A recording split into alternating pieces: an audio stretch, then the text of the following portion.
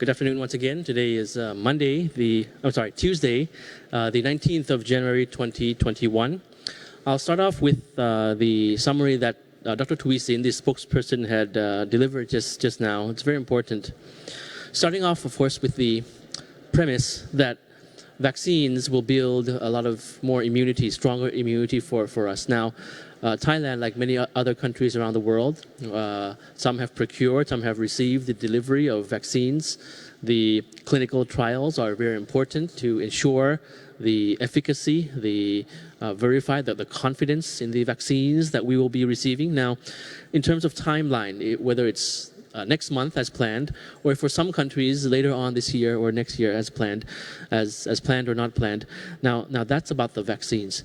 But the point is that with the understanding that vaccines build immunity, the more important issue right now, the real vaccine right now that we should be focusing on, of course, is on the preventive measures, our own personal protection against COVID, which we have been talking about for many times already. So notwithstanding the arrival of the vaccines, the preventive measures, the DMHTT, and all of these things that we do to take care of each other are even more important right now in order to prevent the spread of COVID. And in the meanwhile, the vaccine, clinical trials, the procurement, the distribution, that will be forthcoming. The spokesperson also talked about the general situation in Thailand. We're in 3 points of concern. First is, of course, the cluster in Samut Sakhon, which had hit us at the end of December until today, which is called the new wave. Now, the second point is in Bangkok, the cluster in Bangkok.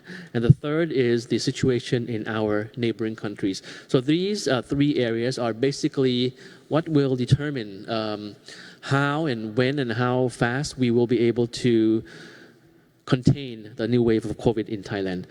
I'll move on to the general situation and the number of cases that we have for today. For today, we have 171 new cases, most of which, 125 to be exact, of which are from active case finding, 33 from local transmission, and 13 from within the state quarantine system. As per the active case, the current active case that we have at the moment in Thailand, we have 3,168. So a little above 3,000 cases of persons still having COVID in Thailand. The cumulative number from the very beginning of last year until now, the cumulative number that we have is 12,594, as you can see on screen. New recoveries, 150. The total cumulative recoveries is 9,356. But of course, the key number for today is a little bit over 3,000 people still remain with COVID in Thailand, and of course being treated in the appropriate medical facilities. No additional fatalities. Some observations from the presentation by the spokesperson just now. Firstly is about the active case finding, which we will continue to carry out this mission. Active case findings will be continued in the various factories in Thailand. We will also be focusing on around 600 factories per day, at least with 50 targets, 50 checkups at each factory, depending, of course, on the number of people in each factory. So that makes around 30,000 targeted cases through active case finding per day. So you see some images on screen of the officials conducting temperature checks and performing their checks and everything in various factories that have been in our target. So the spokesperson also showed a map of the number of factories in Samut Sakhon province. So there is that plan to go to all of the factories and conduct this active case finding from time to time in order to root out and bring out the number of cases that are hidden that wouldn't otherwise be known if not for active case finding in Thailand. So In the general picture, there still remains 61 provinces infected with infected persons, same number as yesterday. The spokesperson also talked about particular district in Bangkok, which is on the western side of Bangkok. It's called Bang Khun Tien.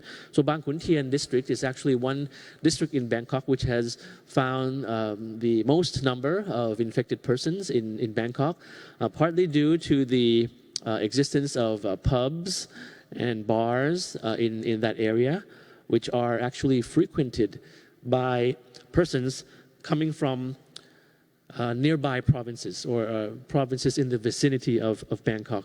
So Bang Khun Tien in the western part of Bangkok, on the map that was displayed, it was in a darker color, I think darker purple. The southern provinces also was mentioned by Dr. Tuisin, wherein while we still have not a high number of risk in the southern provinces as compared to other regions, the southern provinces still have to be on a very, how shall I say, a vigilant lookout because of the high number of cases daily in our neighboring country in Malaysia, around 3,000 to 4,000 cases daily in Malaysia. So they would have to be on the lookout. The active case finding, the strict screening, has been performed in points of entry. For example, in Hat Yai airport in southern Thailand, as well as other points of entry in the southern region. So moving on to the additional information that I'll be providing. First is about the economic impact of the wave. So despite the new wave, the Bank of Thailand has come out with, they had a media briefing the other day, and they came out with an estimation that the economic impact of the situation will be more or less milder than that of the first wave, the first outbreak. So the Bank of Thailand stressed that although in this new wave, the COVID is spreading faster, but the government has been doing its best to maintain the economic activity by ensuring preventive measures against the outbreak that is more flexible, I would say, for businesses to be able to operate. And fewer businesses have been suspended compared to the first wave of infections. While this time around, the exports have continued to expand in line with international partners. So at the same time, the timeline for vaccine development in Thailand and around the world has become more or less clearer with a plan for every country, leading to more confidence for a stable prospect for the economy of Thailand and for the region as well. So you have an infographic there, and I believe on the social media and website of the Bank of Thailand, you can search for more information regarding this analysis on the estimation of the milder economic impact for this new wave. Another point is on the vaccines, and the spokesperson had mentioned this regarding the concern of certain news reports around the world about the fatal side effects of persons receiving vaccines in other countries, in foreign countries. The Minister of Public Health has revealed that any vaccine submitted for approval in Thailand will be vigorously tested by the Food and Drug Administration and the Department of Medical Sciences before they will be released to the public. And hence the public can be rest assured that the procurement of COVID vaccines in Thailand will be safe. And as I mentioned before, the Prime Minister had reiterated this, that unless it is safe and unless it is tested, we will be assured of this, the safety of the vaccines. That's the most important issue that we take to heart regarding the procurement and distribution of vaccines in the future. So the first batch of vaccines, of course, will be approved for the medical personnel, for the emergency use. We have planned to efficiently regulate the use of vaccines and expecting to launch the vaccination campaign for people in the country in due course, perhaps, of course, after the first batch, maybe around May or June. The Oxford AstraZeneca vaccine is reported to be the first vaccine that is approved by the FDA this week. Meanwhile, just to call your attention to the speech, the opening speech by the World Health Organization Director General at the 148th session of the WHO Executive Board. Dr. Tedros, the Director General of the WHO, underscored the need to address inequality among nations. This is regarding vaccines and the prioritization of those who are most at risk for the inoculations. So just to put this in perspective, that of course it's like, perhaps personally I would say that it's like comparing to if you go shopping. If you have money to buy things you need, shopping, but you don't really need it as other people, then that's something to consider. So perhaps just speaking on, not in terms of differentiating between the needs of people, because everybody would need vaccination, that would be very important, and not to differentiate or distinguish or discriminate at all in terms of developed countries or developing countries, but just to take into consideration, I think that's the gist, the point of this opening remark, that inequality in terms of access is prevalent in anything that we see in the world.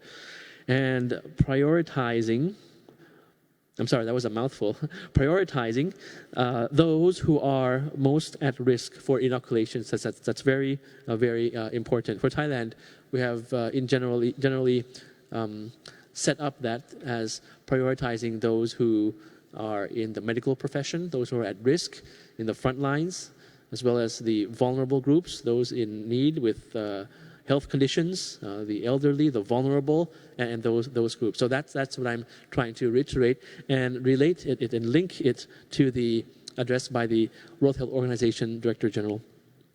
So the Ministry of Public Health also stresses about the group of the elderly as a high-risk group. So the Health Ministry reiterated that the elderly is, for us, for Thailand, is a high-risk group and would usually get severe complications after being infected. And most are usually infected through family members. Some might neglect strict self-imposed prevention measures at home after visiting risk areas, for the elderly. So advising for the public to respect such measures, that is, it is the most effective vaccine, in quotations, to help prevent the elderly from being infected, the various important measures. At the same time, emphasizing the importance of nursing homes to implement stricter prevention measures and prevent further transmission among the elderly. The various businesses in Thailand, such as restaurants, have also been asked to cooperate and observe the prevention measures strictly to help stem the spread of the virus within our society. So with particular emphasis on at-risk groups, the elderly groups in this regard. So just a few points before ending. That, of course, no, it's not a one-man show. Nothing is a one-man show in the COVID world. It requires the help of everyone, every sector of society to get through this tough time together. We have to join hands and do whatever we can. On screen soon, we'll be having an infographic in English and in Myanmar language on how migrant workers can keep themselves safe if their jobs are being affected by COVID.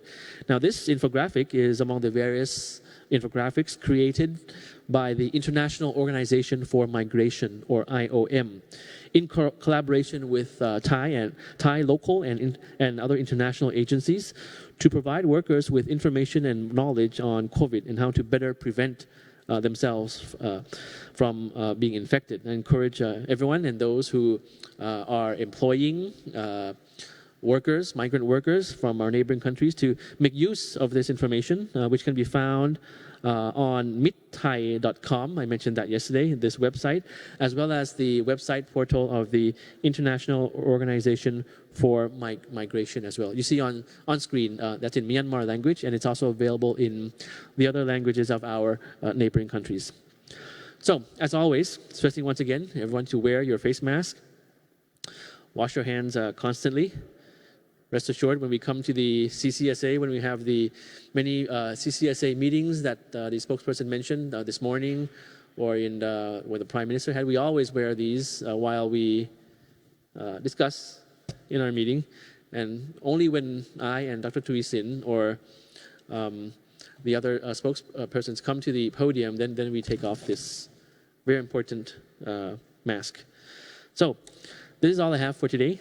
Thank you very much for your attention. I hope you have a fruitful and healthy Tuesday, and we'll see you again tomorrow. Thank you, and สวัสดีครับครับขอบคุณนะครับท่านณัฐพานุนพคุณนะครับรองอธิบดีกรมสารนิเทศและรองโฆษกกระทรวงการต่างประเทศนะครับเชื่อว่าวันนี้คุณผู้ชมหลายคนนะครับรอรับฟังความชัดเจนเกี่ยวเรื่องของมาตรการเราชนะนะครับที่จะมีการพิจารณาในส่วนของที่ประชุมครม.วันนี้นะครับเดี๋ยววันนี้ในช่วงรายการพิเศษบ่าย2นะครับเราจะมีการแถลงข่าวนะครับมีการให้ข่าวจากท่านนายกรัฐมนตรีนะครับบางส่วนที่ออกมาแถลงหลังจากการประชุมครม.แล้วเสร็จนะครับจะมีตัดมาถ่ายทอดให้กับผู้ชมได้รับชมกันทางหน้าจอทีวีกันด้วยนะครับนอกจากนี้สำหรับใครที่การเงินมีปัญหาครับเปิดมาที่ NBT ครับวันนี้เรามีมาตรการช่วยเหลือทั้งลูกหนี้นะครับอยากที่จะผ่อนผันการชำระหนี้เป็นอย่างไรมาตรการในการเสริมสภาพคล่องให้กับผู้ประกอบการและก็พี่น้องประชาชนเป็นอย่างไรบ่าย2วันนี้มีตัวแทนจากธนาคารแห่งประเทศไทยมาร่วมพูดคุยกับเรานะครับเดี๋ยวช่วงนี้ลาไปก่อนนะครับสวัสดีครับ